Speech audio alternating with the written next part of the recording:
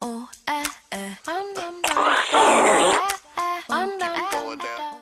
friends, and welcome back to the third episode of Snapchat Stories for my Asia adventure. The first two parts, Hong Kong and Taiwan, are already uploaded, and you can check out my travel playlist to see them all. Now, Japan was the place where we had the most planning and we stayed the longest there. We also spent a lot more money there just because Japanese yen is pretty expensive. I mean, I think at the time the Canadian dollar was like 80 cents for 100 yen, and 100 yen is basically like the equivalent of $1 there. So before we went on this Asia trip, we each ordered a JR pass online, which allows us to use all the JR trains for a week, I believe. And that allowed us more chances to see outside of just Tokyo. On the first night in Japan, we got to our hostel very late in Tokyo. Our hostel was next to the Tsukiji fish market, and forgive me because I'm not very good at Japanese. And we specifically chose that because we knew that the fish market had amazing sushi and the lineup is actually ridiculous. So we wanted to be able to get there super early in order to line up to eat some delicious sushi. But yeah, so we got to our hostel really late that night, and we weren't sure what's in the area, but our hostel so happens to be built on top of an Italian-style restaurant. So my first dinner in Japan was actually spaghetti. So the next day we met with my friend's friend who's actually Japanese, and she showed us around town. She was able to get a hold of some Ghibli museum tickets beforehand. So we basically checked out the life story of the creator for Spirited Away and a bunch of other movie history that Ghibli studios have made throughout the years. That day was also the first time I've ever had soba noodles, and surprisingly it was so good with just some soy sauce, scallion, and wasabi. And of course we had to take some sticker pictures. I mean, what kind of Japan trip would it be if we didn't take any? Japan is home to some of the craziest cafes, and Julie and I really wanted to visit the owl one because that you just don't see that in Canada. It's on my hand. Yeah.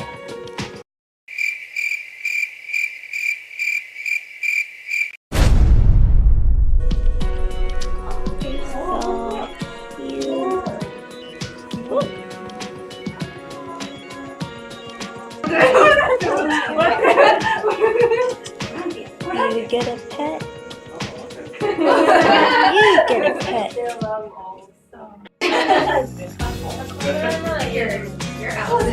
That's how thick your feather is. They're just fluffy.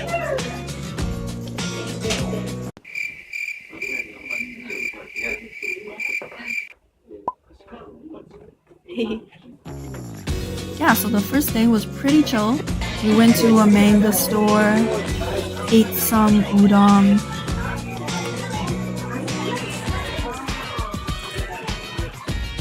The next day was the time we chose to visit the fish market, and we got up so early trying to get in line for this restaurant, and honestly we probably waited for a good 3 to 4 hours in line just to get in. So this restaurant is located inside of Tsukiji fish market, and it's a omakase restaurant, which means they only bring in maybe 11-12 people at a time.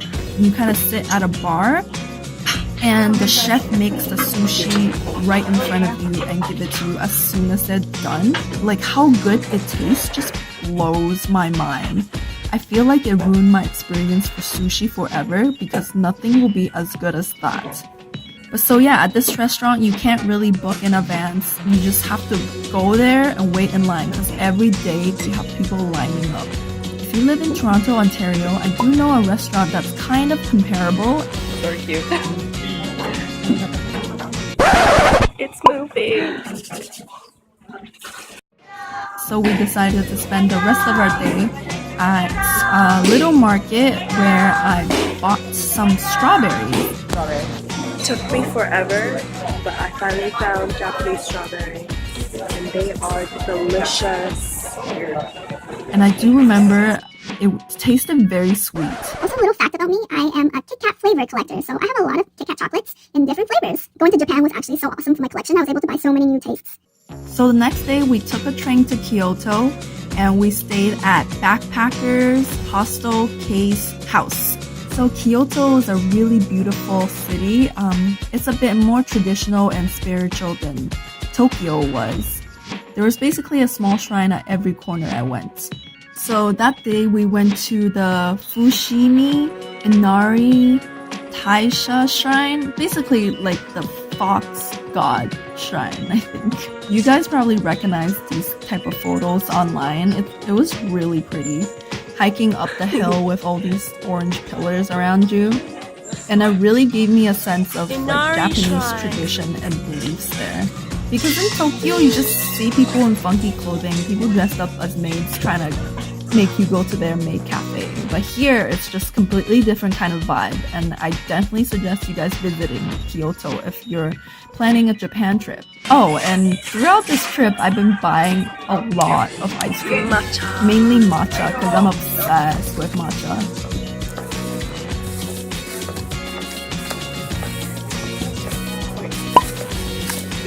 So we did that in the morning, and at nighttime we wanted to squeeze one little trip to Nara because we wanted to see some cute deers.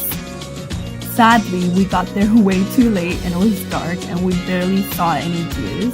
The ones we did see was kind of like, I was kind of scared that they might bite me or something because apparently they're known to do that. The next day we headed to Osaka. Now, the original plan in Osaka was actually to go to the Osaka Castle because I think this was the old capital of Japan.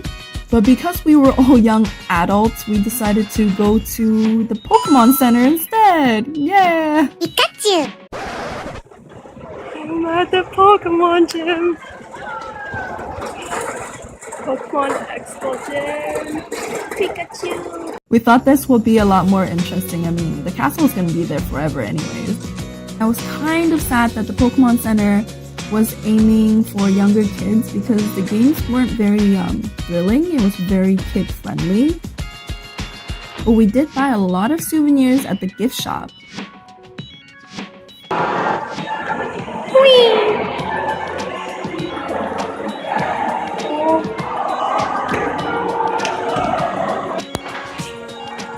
The washroom is so cute.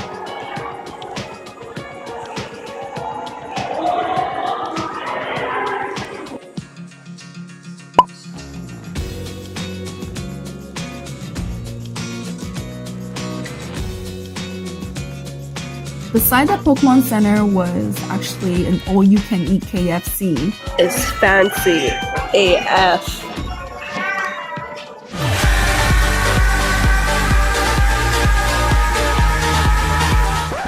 But you know, you can only eat so much greasy chicken in one day. So the next day we headed back to Tokyo, except this time we stayed at an Airbnb in Ikebukuro, and it was such a cute little home. We started the day off with one of those conveyor belt sushi places.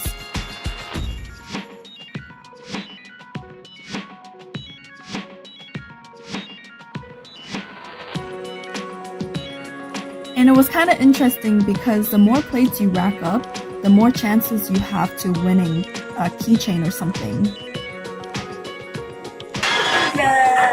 Does that mean you win? Yes. What did you win? Oh man. Lost. As you did. Damn it. It's like straight. And then it becomes a downstairs escalator. Ooh. Later on that day, we went to Sensoji Shrine in Asakusa of Tokyo. There were these cute traditional streets for vendors to be at. I had more matcha ice cream because I am so matcha obsessed. And we basically kind of walked around and experienced what Sensoji had to offer us. Walking around in Asakusa. That afternoon, we took a train to Odaiba, Tokyo, and that's where the giant-ass Gundam was. It was so cool because the Gundam actually moves and it accompanies like a little movie/anime on the side. Odaiba is basically a popular shopping and entertainment district on a man-made island in Tokyo. So, other than the Gundam, we kind of just shopped and ate around. I had more matcha ice cream, but this time with Hello Kitty on it. And Odaiba was the place where I finally caved and decided to spend some money on a gachapon for Sailor Moon lockets. Arigato. Guys, look! So cute. So cute! Okay. I wonder what try one I'm gonna get.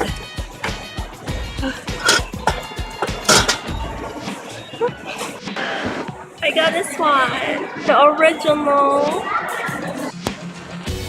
Back at the giant ass Gundam.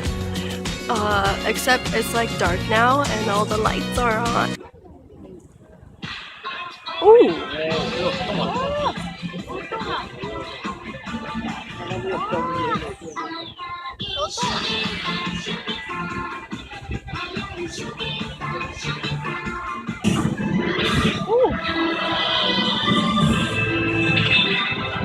Cool.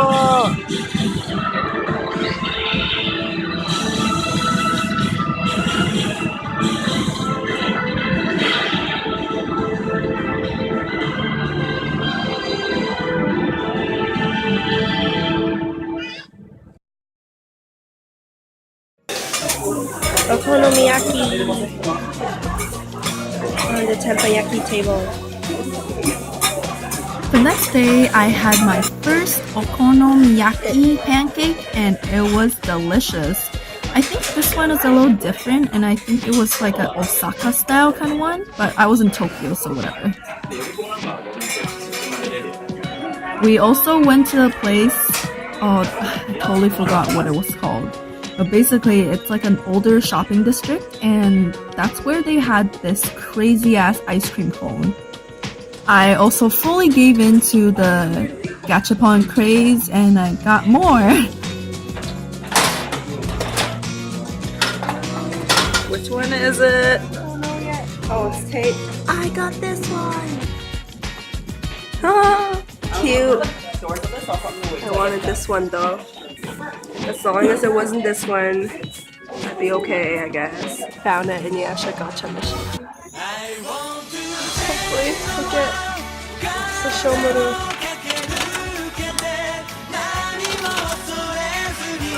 Spending so much money just on gacha.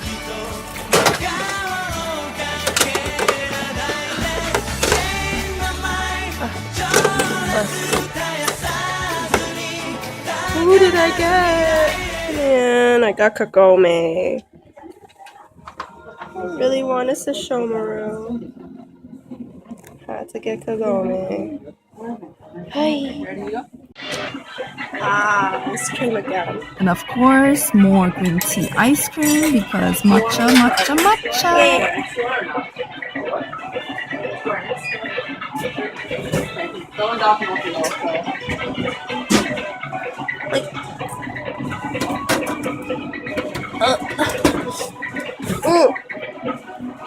More green tea ice cream. It's like my fifth one. Let's go.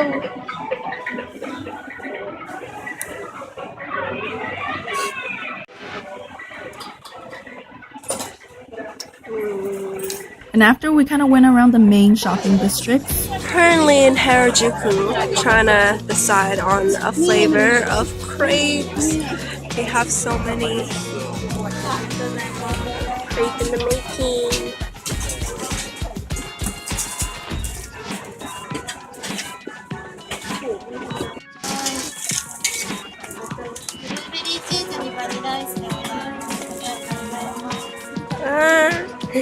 I took a picture with Hachiko and then watched the famous Shibuya crossing.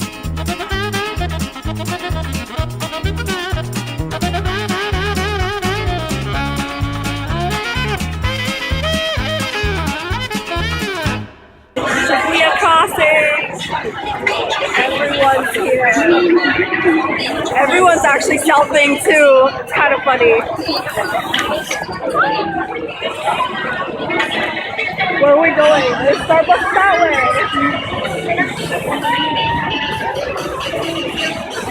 It's like nighttime, but it feels like daytime because it's so bright. The advertisements are everywhere.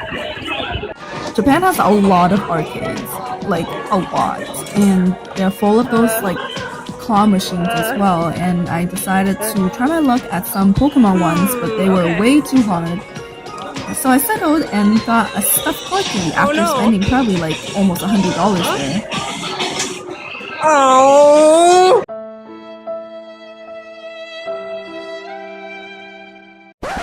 I won! I finally won him after so many tries. But yeah, that basically sums up my Japanese trip. We spent a bit over a week here, and I totally did not film everything because back then I was using a Nexus 5 cell phone to film, and it had an internal memory of 32 gigabytes, so I couldn't like film too much. I'm pretty sure I left out a lot of cool stuff. Also, trying to figure out Tokyo's subway system was like one of those things that, you know, you kind of just stand there and don't want to film it because it's just too confusing. If you enjoyed this series, please give this video a thumbs up and check out the other ones if you haven't yet, and subscribe. Have fun and love life! Oh my god. The history of Kit Kat. So pretty. Look at that stack of Kit Kats. Different colors. Oh.